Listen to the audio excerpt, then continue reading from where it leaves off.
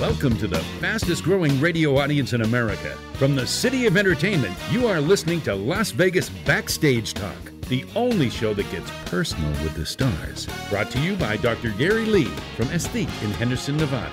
Dr. Gary Lee specializes in Botox and fillers at affordable prices and always offers free consultations. Welcome to Las Vegas Backstage Talk with your host, comic Michele LaFong. Hey, and do we have a show for you tonight? We have one of boxing broadcasting. All right, I've been practicing this. Boxing broadcasting, it's 3 B's in a row, but I'm only going to do 2. Boxing's broadcasting's legend, the voice of boxing. I'm not telling you who it is yet. 2012's International Boxing Hall of Fame inductee. Are you guessing yet? He's got a new book released called 30 Years, 30 Undeniable Truths About Boxing, Sports, and TV, forward by George Foreman, you know, the guy who did the grill, and afterward by Jeremy Schaap. And have you guessed yet? Yes, it is Al Bernstein. Oh boy, and all the while you were doing that introduction, I thought it was Larry Merchant. Wow. I'm shocked.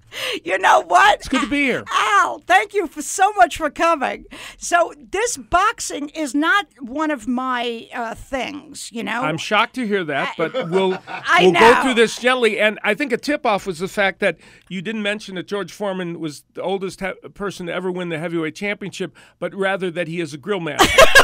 That was a tip-off to me that perhaps boxing's not your strong suit. Luckily, it's not mine either, actually. No, that's wrong. It pays to be multi-talented. It does, you have yes. a grill, No, you can... but you know what? To be honest, he is as talented as a grill master. He is, and let me tell you something about George Foreman. He's a very funny man, and you know, his appeal, while he was obviously a famous boxer and had two runs as heavyweight champion, one that was separated by about 15 years from the other. But he's a very funny, witty man. And in fact, a trivia fact, he once had his own sitcom for about one season. When was this? It was in the early 80s, I think, I'm guessing. Really? Yeah, and it was pretty funny. You know, most of the sitcoms of people that jump into it, like, what was the chef that had his sitcom on for about 3 episodes? What was it? I can't remember. Which chef? It was a famous chef from who's on the Food Network, Emeril. He had a sitcom? About 5 or 6 years ago, and they populated it with great actors around him, and it was just barely enough to keep it on for 3 episodes. Amazing. Yeah. But George's was actually pretty funny. You know what? I kind of sort of remember that George Foreman did have something it was a long very time ago. quick. Yeah. But he's a very funny guy. He's really clever. Huh. And you're not just saying this because he wrote the foreword of your book. Yes, I am. Yes, but it didn't sound disingenuous, did it? No, not at all. I love George. So how hard was it for you to decide who was going to write the foreword for your book? Because you know so many celebrities. That's a great question. Nobody's asked me that question yet. You know, it was hard because here was the thing. Do I go with somebody... Like, for instance, Gary Shandling was nice enough to write a real nice review of the book for me. I was impressed by that review. Gary's a good man. So I thought of him for the foreword, and he was willing to do it, shockingly, which is very nice of him. And then there were other sports people. And then finally I decided on George because a lot of my audience will be, though certainly it's not restricted to boxing fans, I thought George kind of, you know, transcends the boxing world into the entertainment world and the grilling world, which I want. True. I covet that grilling market. You see? Did he ever come over your house and start grilling for you? No, he's never grilled at my house. We did ride horses together once, though. But we've never grilled. And luckily he didn't grill any of the horses. That is good news. But that was a positive. Let me tell you, that's a new quote. You know? So I can see that flying across Twitter tomorrow. George Foreman did not grill horses when riding with Al Bernstein. That's true. Now, I have had the pleasure of knowing you, Al Bernstein, now. We live next door to each other. I know. Do you believe it? That's crazy. I know. So I've known you for, like, even before that, from the Debbie Reynolds. Right, that's right. Yeah. Remember that great, for people that don't remember it. She had this, the hotel that she owned here. Debbie Reynolds Hotel and Casino. And yes. she would have these, it was so charming and it was so old Vegas and so much fun. Absolutely. Where people would come and perform. And, of course, she did. My wife performed there several times. Connie and Kathy Rocco. They went up and sang. And we used to go there all the time and met you there. And I had my own show there. She was nice enough to give me my own show. And we saw you there, and you were extraordinarily funny. Well, thank you. And it was great. I mean, yeah, you can't have that conversation with too many people about that, but it was really charming. Now, don't you sing? I do. Yes, I do. And there's a chapter in the book about the first singing engagement I ever had in Las Vegas, which was the weekend of the Marvin Hagler Sugar Ray Leonard match. I make the point in the book that ESPN wasn't letting me do as many other sports as I wanted to do, even though I had covered some other sports for them. I wanted to do more of that in addition to the boxing, and they weren't letting me do it. So I did what I thought was the next most logical move. I became a nightclub singer. What? Was that wrong with me? Or? For people who can't afford therapists, it's a perfect move. Exactly, right, yes. The only thing worse would be become a comedian where I would have to kill myself, right? So I did that, and then to compound that, the very first job I had in Las Vegas was, in fact, the weekend of the Hagler-Leonard fight. So it wasn't. So luckily, I didn't do anything high profile. So do you still get up and sing? I do some. I did the musical show I did then, which I did for a while, morphed into a thing I call the sports party or the boxing party. And because, I was enjoying the music, but seriously, people would literally, I'd be in between a song and some person that got there because of knowing me would ask a boxing question. So I was like in the middle of a show and they'd ask a boxing question. Really? Yeah, which slightly disrupted, How rude! That is so rude. Yeah, and I realized, though they were in a way, it was a nice gesture on their part because they couldn't wait till after the show to ask it. But I said, maybe I have to just accept the fact that I should incorporate this. So what I did was turned it into this show called the Sports Party or Boxing Party sometimes. And I do it in. I've done it here in Vegas a lot, and I go to a lot of Indian and riverboat casinos around the nation doing it. And I incorporated 3 or 4 or 5 musical numbers in it.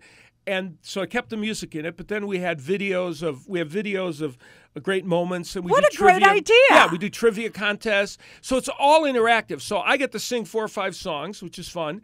And they get to ask me all the boxing questions they want, and they get to answer trivia questions, and we show video highlights. So it's been fun. What a fantastic thing. Yeah, it's actually a fun show. And you need a comedian on that show.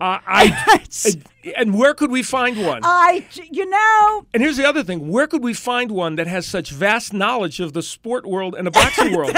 And like the grilling world. And the grilling world. You could do 10 minutes on grills alone. That's true. Now, did you ever go see Mike Tyson's show? No, I didn't. I was out of town during most of the run, and then I didn't. So I did not get a chance to see it. Shockingly, I have heard from people who know better that it was good. Shockingly. I mean, honestly. Were you friends with him? Oh, friends is not the best word. So. Well, I'll tell you the Mike Tyson story that's in one of the things that's in the book is Mike Tyson had been to obviously, when he came out in the early days, I announced his fights right at the beginning when he was on ESPN on our Friday our Top Rank Boxing series, and he would, if I bumped into him a couple times in cafes in New York, and he would say, "Hi, Mr. Bernstein," and then he would, we had that kind of relationship where he would call me Mr. Bernstein, which was, crazy. And then flash forward 10 years later, after he had been to prison and come out, and it was his first fight against Peter McNeely, and he wasn't too fond of ESPN's coverage of his trial and everything. Now, I didn't participate in that very much, but I was clearly the voice of boxing on ESPN, so some of the venom from he and his team was directed at me. Well, SportsCenter somehow, through talks that were like the Paris Peace Talks, got him to agree to do a live interview after the weigh-in of the Peter McNeely fight, his first fight back, with me. So he weighs in, he walks over, and there's a big crowd of 3,000 people to weigh in, plus we're on live to millions. And he walks over, and instead of coming to me right away, he sits down, he's putting his shoes on. He's putting his all very slowly. And I look at him and I see a little smile curled up on his face. I'm thinking, he's deliberately doing this and he's enjoying it. So I kind of leaned in and I said, well, finally I had talked about everything but foreign policy, and we're live. I think if you did talk about foreign policy, that would have just made him move right much faster. Exactly. So I snuck in and I put the microphone. I said, let's see if we can talk to the former champ. Mike, can we get a word with you? And he said, no effing way, on live TV. So I said, I'll take that as a no. Back to you, Charlie. And that was my so that kind of describes the nature of our relationship over a long period of time. But ironically, of course, the world now knows the gentler, kindler Tyson. And the irony of it is, so the ending of this story, which I didn't include in the book and I should have, couple of months ago, Jim Gray, who, do you know Jim Gray, famous sportscaster? I do. Of course, is well known for asking Pete Rose at the All-Star game, did you bet on baseball, which many people, Jim Gray and I are standing with his wife, who's a lovely woman. Jim Gray's on our Showtime show. And who walks in but Pete Rose? And I'm like cringing, and his wife and I are going, oh boy, this is going to be a rough scene. Pete Rose walks up, and he and Jim Gray like hug each other, like they're bosom buddies, and they're chatting and whatever. And we're like, wow, we dodged that bullet. Somehow that went away. 3 minutes later, Mike Tyson walks in. Oh, and Pete Rose, I know Pete Rose, so we were trying to avoid him. Pete Rose came over to say hi to me because he knows me, and he knew Connie from her days of performing. Now Mike Tyson walks in. So now we're like, oh my God. And Jim's wife says, oh, now it's going to happen. He walks over, gives me a big hug, Tyson. Says, oh, it's so good to see you. So what do you make of that? I think we were all high. I'm pretty sure. Maybe that's the reason. Perhaps we'd all smoked at that moment, and so it was a kumbaya moment. I don't know. That's terrible. Hey, you know what? I'm ruining my career on this show. Are you happy about that, Michelle? I'm going to have to move in with next door with you now. You're going to have me as a boarder. I would love it. And so much more with Al Bernstein when we come back from these commercial messages of interest. Don't go anywhere.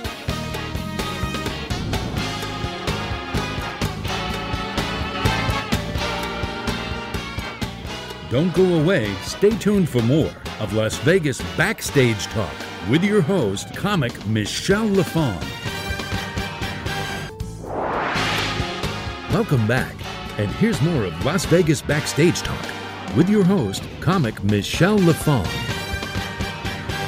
Hey, and we are back with Al Bernstein, and we are having so much fun over here. I forgot to mention that his book is available on Amazon.com, and we have links for it on LasVegasBackstageTalk.com, and we have all kinds of other information on Al and his website, and it's 30 years, 30 undeniable truths about boxing, sports, and TV, and I wanted to ask you, how come so many boxers or sports people, what's with Mike Tyson does undeniable truth, and you do... did he do? I didn't even know he did that. Oh, you didn't? No. Maybe it's so controversial, boxing. Is boxing so controversial? I just picked it because, that's funny. So now I've plagiarized Mike Tyson. Not at all. Holy Toledo. I don't think you can plagiarize Mike Tyson. I may commit suicide when I go home. Yours is 30 undeniable truths. What was and his is... the undeniable truth. Oh. Meaning it was all inclusive of his life. I see. Oh, okay. I don't know. That's interesting. I thought there was a thing there. No, there isn't. For me, in all seriousness, people have been after me to write a book, and I, you write a lot of, you're a writer because you write material and you write columns, you write other things. And I assume you've not written a book. I've written many. I just haven't finished any. Oh, okay. There it is. Well put. Well, which speaks to my point. They've been after me. Well, see that I'm nothing if not a straight man for you. I could be your Dean Martin or Steve Rossi. Boy, there's an old reference, huh? You know what? I just spoke to Steve Rossi. He was too busy to come on my radio show because he's recording a new album, and I'm like, you're 85. I just what are you talking about? A new album? What kind of album? And interestingly, it's a rap album, which It's a rap album. really shocking. No, Steve's a delightful guy. He's funny, but yes, you would think that he might be able to find the time for you. But anyway, it's unbelievable. I don't know. He had some great stories. Oh though. no, Steve's Yes, great. He used to be, when I had my radio show on another station in town, which we shan't mention, a sports show that I did for 4 years. I used to have Steve on all the time. He was very funny. Oh yeah, he is very funny. Anyway, so people were after me to write a book, and one of the things is, even though I write many things, I have always had a hard time writing a book in its traditional form, a lineal book where you go from A to B to C to D, and it all feels like it has to all come together. It's just been a difficult thought process for me. So I knew I had to make it into bite-sized chunks somehow. And when I came up with the undeniable truths, it was like I was thinking, what can I call 30 things to match 30 years in broadcasting? Meanwhile, it's 32 or 33 It years, is. right? All right, you had to mention that, didn't you? You had to kill that. You know what? I'm in the same boat, I've got too many years, and it doesn't sound like an even number. It doesn't sound clean, exactly. Well, and here's my rationale for that. Here's my spin doctoring. I started writing when it was 30 years. How's that sound? No, actually, it's not even true, it does, but it sounds good. It's not even true, but you had me. But thanks thanks for pointing that out, though. I sure appreciate it. Hey, listen, I think every bit of experience counts. That's my opinion. There you go. So even if I'm lying to the public, it doesn't really matter. Now, people are hearing my musical director, Michael Shane, laughing in the background because Michael is handpicked by Steve Wynn and has a show at the Wynn Lounge. Excellent. And we should go. We got to go. You have to sing, and Connie has to sing. Come on. Well, I'll tell you who should sing is my son, Wes, who is... He sings too? Wes who's been in plays locally here, is doing a showcase in L.A. Of a one-man, a series of one-act plays where he's going to not only be acting but also singing. He's a singer. Don't tell me he's a sports analyst too. No, he is not. Thank you. As I say in the book, he didn't get the memo that Dad was a sportscaster. So if you say the word Oscar to him, he does not think De La Hoya. He thinks Academy Award. But he's a very talented young man. So how old is he? I'm a completely objective source. He's 13 years old. 13. Yeah. Okay. And he has never once caused you a problem as a neighbor, has he? More than anything else. No, not at all. Now that's a completely different story. Me, yeah, I'm trouble. You are constantly. a troublemaker. Al Bernstein, you are the terror of the neighborhood. I am. I know. Everyone's afraid you're going to analyze every part of our whole district. I've been ostracized. You actually have, this may or may not be interesting to people, and if it's not, you can just cut it right out of the show. But we have this little dog who's a tiny little dog who, Fluffy. You have two real big dogs, right? Yes. Yeah. And our little dog thinks that he could handle your two big dogs, Sophie, and what's your other dog's name? And Nico. And so Fluffy, of course, a fearsome name, is a little Shih Tzu, jumps at, like, your dogs jump at the fence all the time, and he jumps up at the fence barking at them. Like, if I could just get to them and we could roughhouse a little, wouldn't it be fun? I don't think he wants to hurt them, but, they would gobble him in one bite probably. Now, do you analyze what's going on between them? Oh, and do you feel like the need to like talk, sure. like to do the announcing? As we're in the pool, I say, and Fluffy jumps just a little to the left would be perfect. And I'm sure his paw technique is not quite right. Now, who have you? This interview, you realize, this interview has led us absolutely nowhere. But it's been fun getting there. Just a minute. Go ahead. I'm kidding. Just when you least expect it. You're going to ask a pertinent question. I am asking a pertinent question. Shocking. Go ahead. Yes, it is shocking. Now you made me forget I'm totally. sorry. No, I ruined it. I'm only kidding. I ruined the moment. Have you ever had a boxer mad at you for your take? No, that's a good question. My style of sportscasting, and I talk about it a little in the book. I have a chapter. One of the chapters in the book is about advice can be both right and wrong at the same time. And what I refer to is, there was a great boxing announcer many, many years ago, Don Dunphy, who became a mentor and a friend to me. I watched him as a child growing up in the late 50s and early 60s. And in 1986, I got on ESPN, we were moving our show to Friday nights, and they said, we're going to have Don Dunphy on, and you're going to interview him about this being like the Friday night fights, because that's what he used to call them. Well, I was, as I say in the book, it'd be like Rachel Berry's character in Glee meeting Barbara Streisand, right? Wow, it's like when I was interviewing Bill Cosby. Exactly, like, and I saw that you were, and I saw what you wrote about it and how you were in awe of it. That's a perfect example. And so when I met, I was like, you worry because, number one, is he going to be, I assumed he would be nice. Number two, does he even like what I'm doing? Whatever. So I met him. He was a charming and wonderful guy. He became my mentor and my friend. And one of the things he said, so I asked him, I said, I was already 6 years into my career, but, I said, do you have any advice? What can you impart to me? He said, I only have one piece of advice for you. When you're on the air, it's not about you. When you're doing a sporting event. And what he meant by that, of course, was don't hijack an event. Don't be bigger than the thing you're covering. We're here goofing around and having fun, but this is a demeanor, honestly, I would never take on while I'm not saying a boxing match. That's why this is so fabulous. Well, here at Las Vegas Backstage Talk, we show the real Al Bernstein. Exactly, a scary thought, to be sure. You get to see the Al Bernstein that everyone's guessing about behind the closed doors. Exactly, yes. Yeah. And so, what it talks about is that my style is such that I am more informational. It's not that I don't ever give an opinion, but to get back to your original question, I've not had very many boxers at all who felt I was unfair to them. They might disagree with me a little, but my theory is you never disrespect an athlete. So you really believe this? Yes, I happen to know. Yes, I do. Wow. Look how paranoid you got all of a sudden, quickly. I feel like it's the McCarthy hearings all over again. Go ahead. Just so you know, we are out of time, but we are going to continue the show with more Al Bernstein. Oh, my God.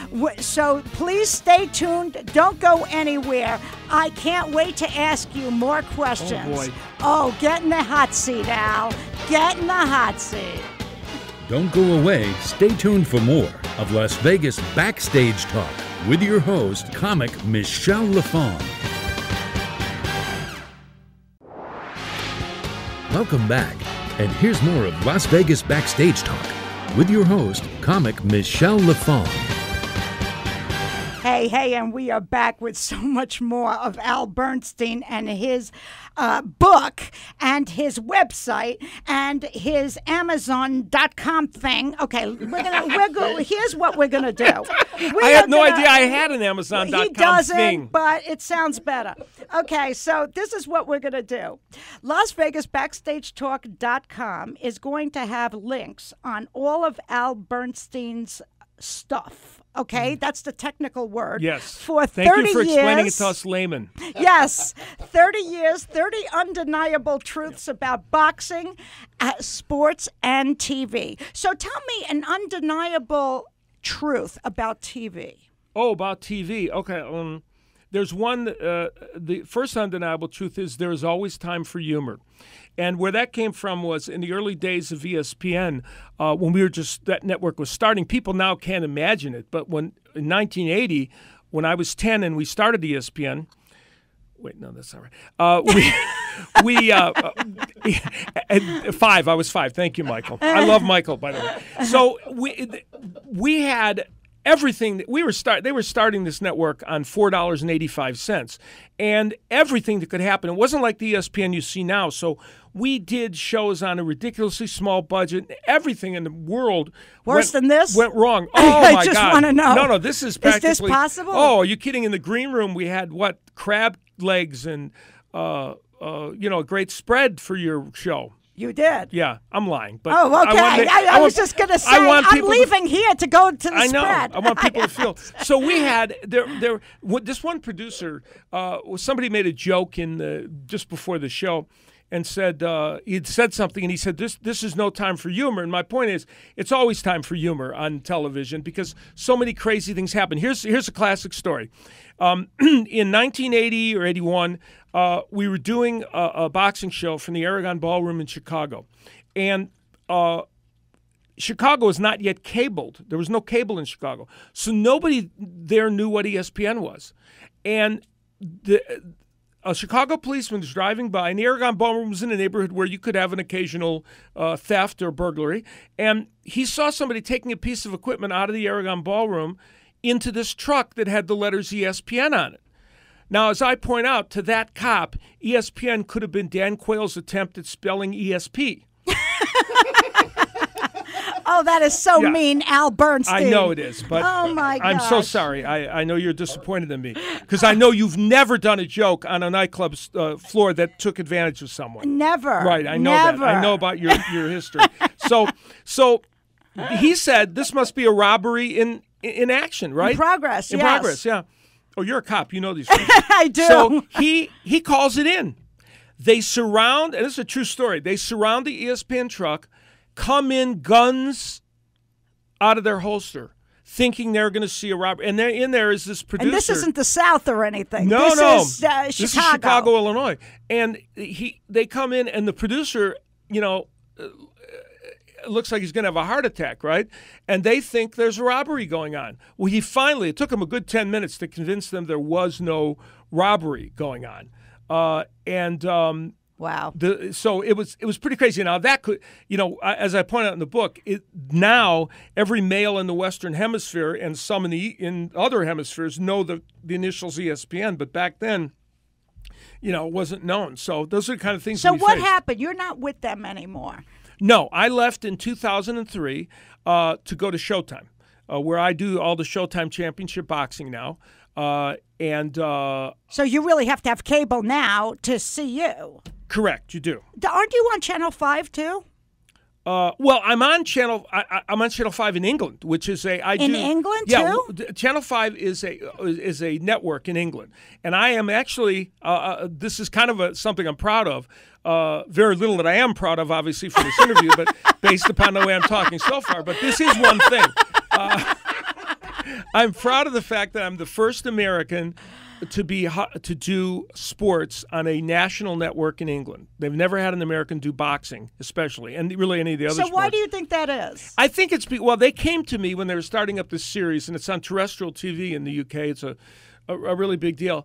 I think they wanted something different, and I think of all the American commentators, as I've talked about earlier, my style is such that I think it meshes with them accepting me. And I was already known to the British sporting public because a lot of the ESPN things I did found their way over there. So, and it's a delightful experience. I love Great Britain. As I point out in the book, I like to consider myself 1/3 Canadian, 1/3 British, and 1/3 American. Sure, now you'd like to be 1/3 Canadian because their economy is doing better than ours. Exactly, yes. Yeah, sure. Yes. Where were you last year, huh? Yeah. Well, I'm a front runner. I don't care. It doesn't matter. But as I point out, the 1/3 Canadian, my mother was born in Canada. The 1/3 British is nonsense. I just want to be British. But, is that so wrong? Sometimes. It can be wrong. Oh, can it be so wrong? Tell me how different sports is in Great Britain than it is here. That's a really good question. It is different in that, number one, you work with a microphone. They call it a lip mic. It's got you hold it, and when you're doing broadcasting in America, you don't hold the mic like we're Isn't doing that now. bizarre? You have headphones. Yeah, you hold it. It's bizarre. Crazy. And when the guy said, "That's your mic," and I said, "What do you mean?" And it's got a little thing that goes over your lip, and you talk into it. Here's the ironic thing: you get better sound from that than you do on American things because you got the thing coming here and other sounds can get in. But after I did it the first time, and I'm not paranoid about these things, I thought, oh my God, where was that microphone before I used it? You know what I mean? Exactly. Isn't that scary? Where was that microphone? Who used that? That's right. Absolutely. And how are they cleaning these microphones? Once I grew a third ear, I said, this is a problem. So this mic was somewhere if it you shouldn't only have been. grew a third ear, that's the least of your problems. So Al Bernstein, how did it feel when you were inducted into the Boxing Hall of Fame? It was a wonderful. It was it's funny how, and I'm sure everyone can relate to this. Sometimes experiences don't quite live up to what you hope they'll be. Or they're what you want, or they exceed them. And in this case, it actually exceeded what I thought it was going to be. I'd been there a couple times to the Hall of Fame, but obviously not as an inductee. And it was a marvelous time. It's so much more fun as an inductee, isn't it? Yes, it was. Yes, I enjoyed it a little bit more.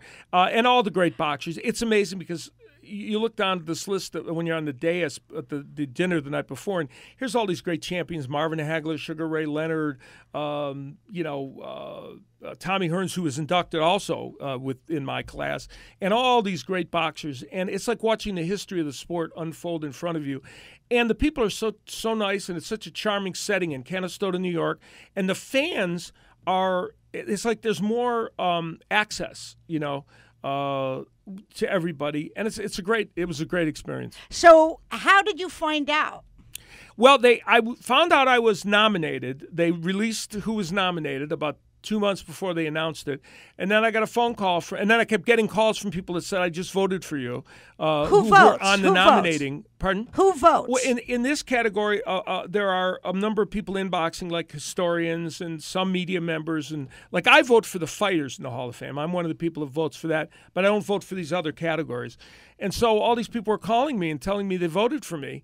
And I thought it was a little suspicious when at the end they all asked for gratuities. See, I wouldn't be suspicious at all. No, I think it's the way of the world, and I think it's correct. Okay, thank you. You know what? You know what's good? You are now my moral compass.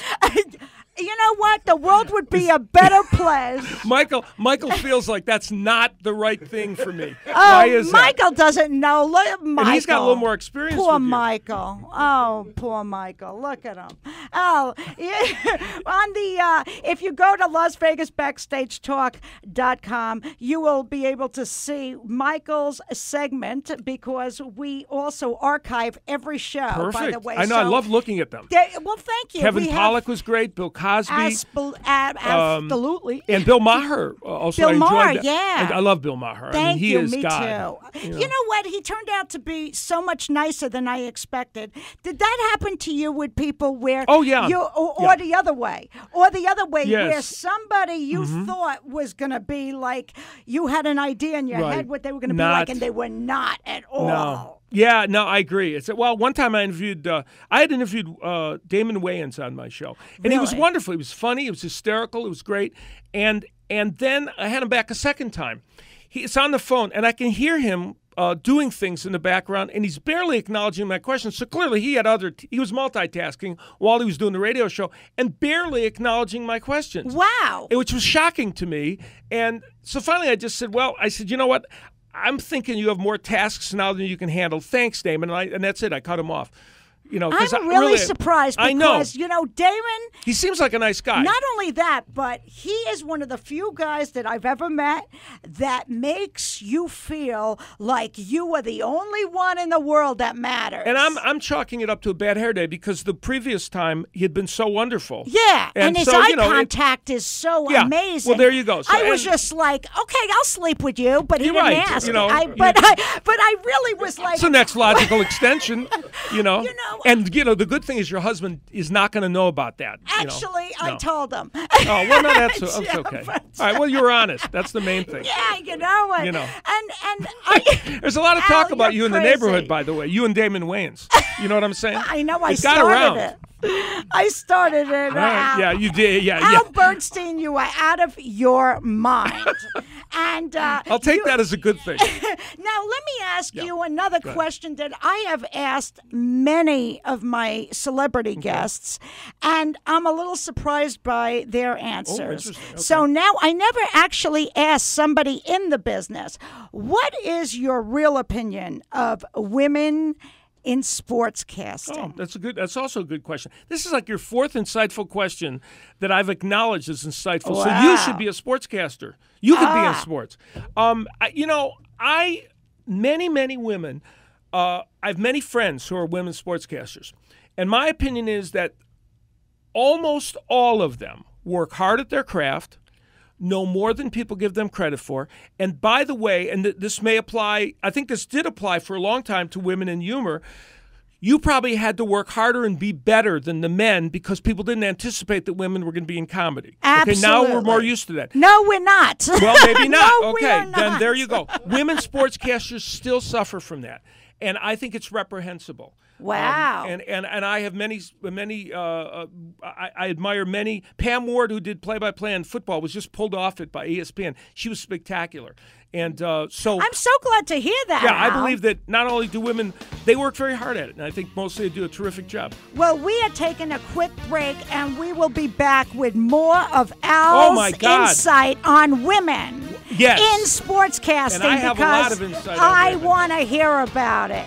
Stay tuned. Don't go anywhere, people. You don't want to miss this. Don't go away. Stay tuned for more of Las Vegas Backstage Talk with you. Welcome back. And here's more of Las Vegas Backstage Talk with your host, comic Michele LaFong. Hey, and we are back with Al Bernstein, the god of broadcasting in boxing and inductee of Boxing Hall of Fame. You got to be so proud of that. I am. It's a really, it was daunting because you spend, a career involved in something. And, I'm a broadcaster, so I do a lot of things. But because the bulk of what I've done is involved in boxing and because of the connections I have in the sport, it was a wonderful experience. Absolutely. I can't imagine it wouldn't be. But now we're getting back to the women in broadcasting. Yes, now, yes. let me tell you what I have heard from, I'd say 99% of every guy that I talk to celebrity-wise admits to me. Oh, what do they say? They admit that they don't want to hear sports from a woman. They don't care whether they know their trade. Well, they don't care. They kind of feel even like... if they know the topic? Yeah. Well, we have a definition for that. That's called a sexist. Yes. No? Well, No, we haven't. Although now I've just called all your guests sexist. That was nice, wasn't They it? just don't feel No, that I get that. women belong in that genre, and they Yeah. don't feel a problem saying so. Michael just made a comment when we were off air that I think is very astute, and Michael that is Shane, yes. that sometimes they're put in the wrong situation. For instance, Like in the locker rooms. well, or I hadn't thought of it in those terms. Thank you, though, for dragging that answer into the That's gutter. how they got the job. I appreciate it. I appreciate it. That's what you do, so that's okay. So, you're never going to speak to me after this. The dogs will be attacking me in the house, right? Anyway, when we get back home. So, but the thing is, I think sometimes here's what women can do terrific in sports, and nobody should have a problem with it. One, as I've said, there are women play-by-play announcers, which men don't like, but there's many women play-by-play announcers who do a great job. Not that many because they don't get an opportunity. Number two, women doing interviews, there should be no reason why men don't want them doing interviews because when they're well prepped for their topic, it's no different than a man doing it or anyone else. So you just think they're not used to it. You personally would enjoy watching a sportscaster, female sportscaster, if they were equally qualified Yes, to of a course. guy. You don't have a preference. Why? What's the difference? And then here's the I think the part that's hypocritical. And it speaks to the other issue. Men like looking at women sportscasters who are attractive. Okay, so they But then they can't concentrate maybe on what I they're don't, saying. Maybe That's it. So they want that in some way, and yet they're annoyed that they that they have a brain? that they have or that they're doing the job. So Well, you can't have it both ways. is annoying to have a woman who has a brain who looks good. Yeah, God forbid. That's tragic, right? and the mouth, Yeah. and the mouth, unless she's using it for other purposes. I mean, let's face it, that could be annoying. I could see how guys can find that annoying. I am going to abstain from responding to that because it's just barely possible I have a semblance of a national broadcasting career left after this. And because there's a possibility I may be able to continue, I'm going to abstain on that. Okay, well, and just so you know, the celebrities also said What else did they that say? they don't like golfing with women either. How do you feel about Golfing that? with women? What, women's as a commentator or playing golf? No, just playing golf. What?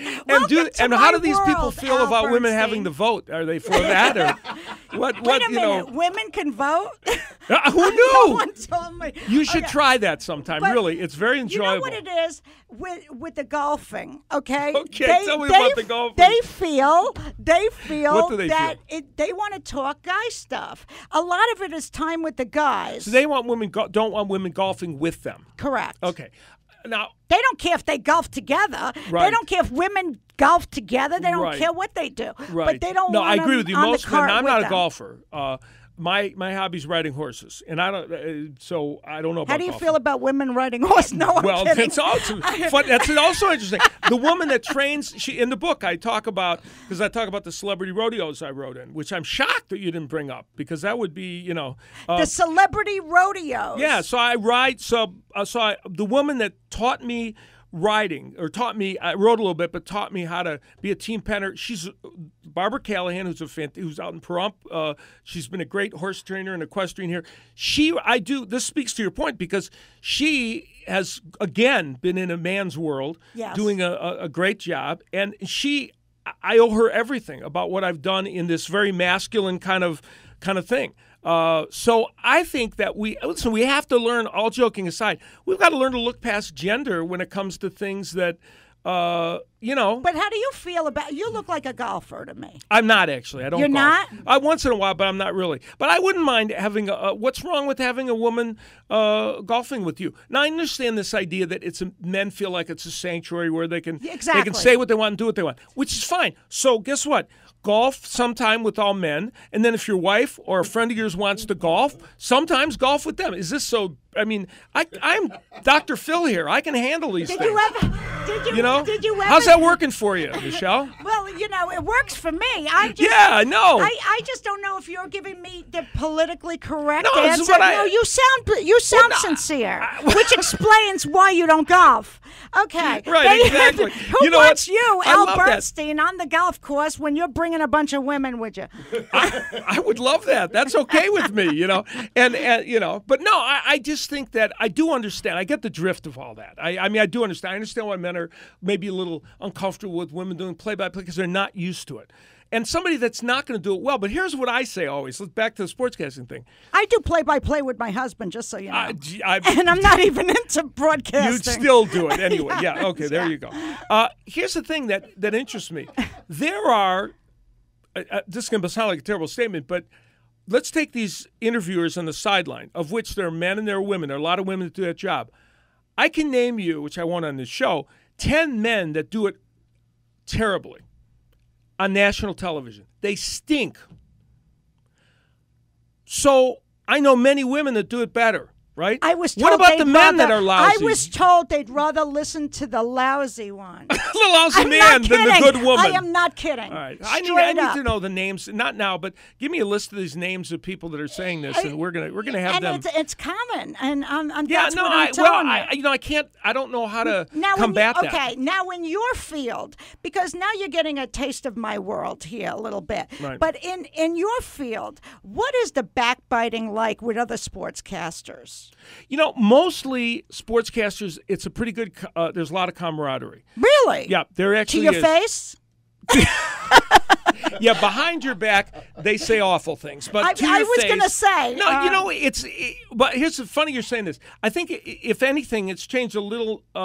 Like everything in the economy, when people are looking Sure. for more opportunities, maybe it's not quite as much as before. But honestly, I've had I devote one of the chapters in the book to it, and I list all the people I've worked with, and I've worked with maybe the longest list of, because I've done boxing for 30-some years and I do play-by-play and color, I've worked with more people than probably anybody doing boxing.